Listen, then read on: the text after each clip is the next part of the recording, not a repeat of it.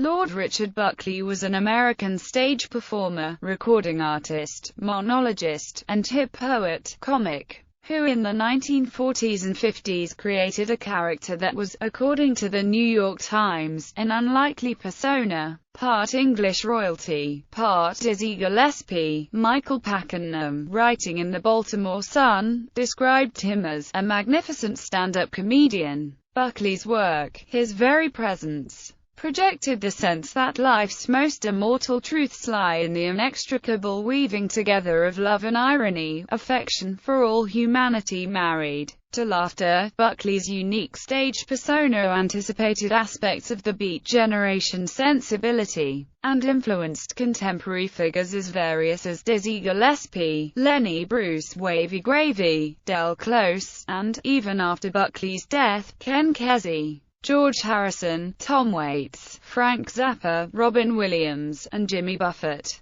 Bob Dylan, in his book Chronicles, said, Buckley was the hipster bebop preacher who defied all labels. Life. Buckley's father, William Buckley, was from Manchester, England. He stowed away on a ship that eventually arrived in San Francisco. In California, William met Annie Bone. They married, and Richard Buckley was born in Tuolumne, California, what was then a boomtown in a mountainous region where lumbering was a major industry. As children, Buckley and his sister, Nell, would often perform on the streets of Tuolumne, singing for change from passers-by. When he was a bit older, Buckley got a job in the local lumber camps as a tree-topper, which was considered an especially dangerous position. It involved climbing up to the very top of a tall tree, cutting off the tip and then securing ropes that would guide the rest of the tree as it was felled. Buckley is referred to as an ex-lumberjack. By the mid-1930s, he was performing as MC in Chicago at Leo Seltz's dance marathons at the Chicago Coliseum, and worked his own club, Chez Buckley, on Western Avenue through the early 1940s. During World War II, Buckley performed extensively for armed services on USO tours, where he formed a lasting friendship with Ed Sullivan. In the 1950s, Buckley hit his stride with a combination of his exaggeratedly aristocratic bearing and carefully enunciated rhythmic hipster slang.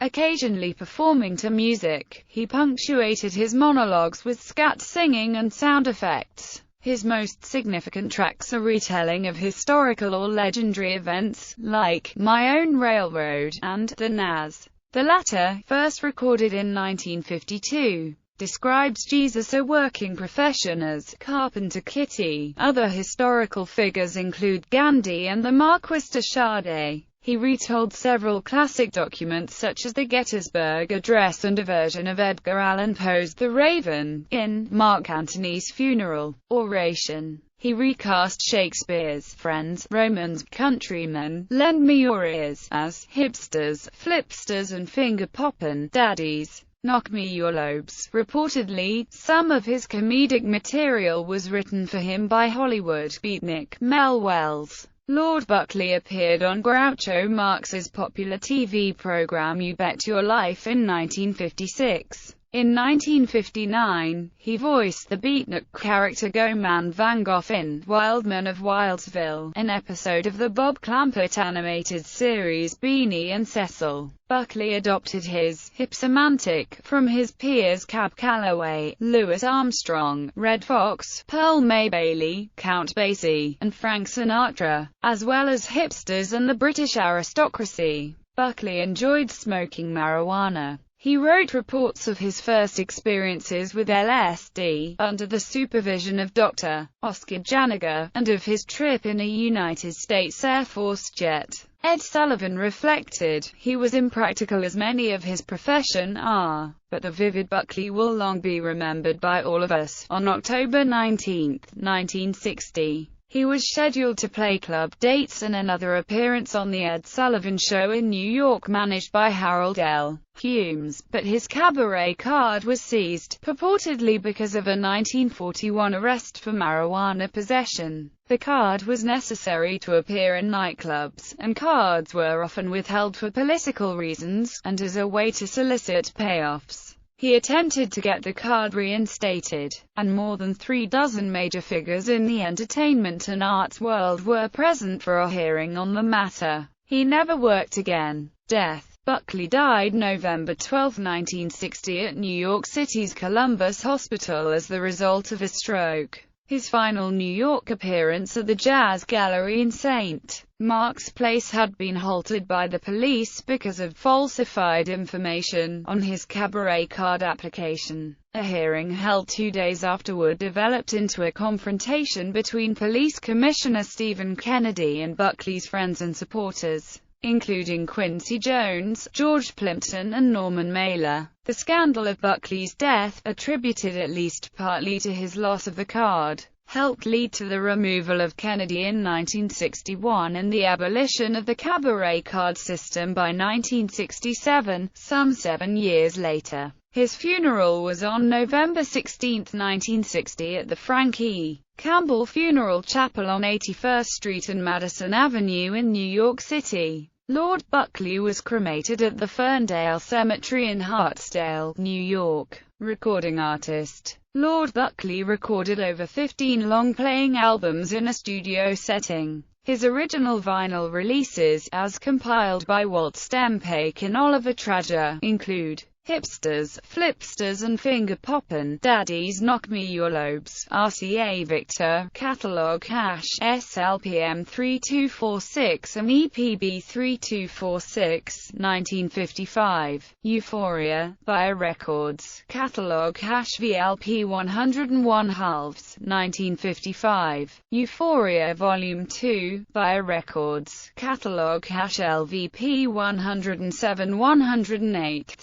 1956. Way Out Humor, World Pacific, Catalog Hash WP 1279, 1959. Buckley's Best Liberty, Catalog Hash pounds 83191E, 1960. Parabolic Revelations of the Late Lord Buckley, Pi Records, None Such, Catalog Hash PPL 208, 1963. The Best of Lord Buckley, Crestview Records, Catalog Hash CRV 801, 1963. Lord Buckley in Concert, World Pacific, Catalog Hash WP 1815, 1964. Blowing His Mind, World Pacific, Catalog Hash WP 1849, 1966. The Best of Lord Buckley, Elektra Records, Catalog Hash EKS 74047, 1969. The Bad Rapping of the Marquis de Sade, World Pacific, Catalog Hash WPS 21889, 1969. A Most Immaculately Hip Aristocrat, Straight Records, Reprise, Catalog Hash STS 1054, RS 6389, 1970.